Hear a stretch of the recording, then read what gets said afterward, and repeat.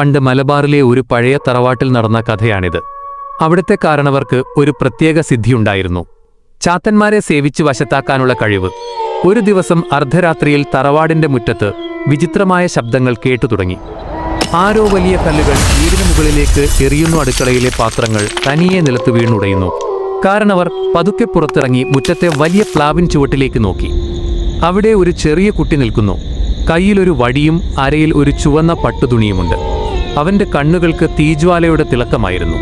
അതൊരു കുട്ടിച്ചാത്തനായിരുന്നു. ആരോ മന്ത്രവാദം വഴി ആ തറവാടിനെ നശിപ്പിക്കാൻ വിട്ടതാണ് ആ ചാത്തനെ. പക്ഷെ കാരണവർ പേടിച്ചില്ല.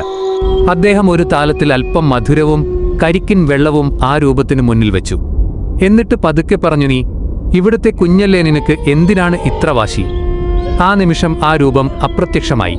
പിറ്റേന്നു മുതൽ ആ തറവാട്ടിൽ കല്ലേറ് നിന്നെന്നു മാത്രമല്ല, അവിടെ വരുന്ന ശത്രുക്കളെ ആരും കാണാതെ ഒരു കൊച്ചു രൂപം വടികൊണ്ട് അടിച്ചോടിക്കാൻ തുടങ്ങി. ഇന്നും ആ തറവാടിന്റെ ഇടനാഴികളിൽ ഒരു ചെറിയ കുട്ടിയുടെ പാദസരത്തിന്റെ ശബ്ദം കേൾക്കാറുണ്ടെന്ന് പഴമക്കാർ പറയുന്നു. ചതിക്കുന്നവർക്ക് പേടി സ്വപ്നമായും സ്നേഹിക്കുന്നവർക്ക് കാവലായും ആ ചാത്തൻ ഇന്നും അവിടെയുണ്ടത്രേ.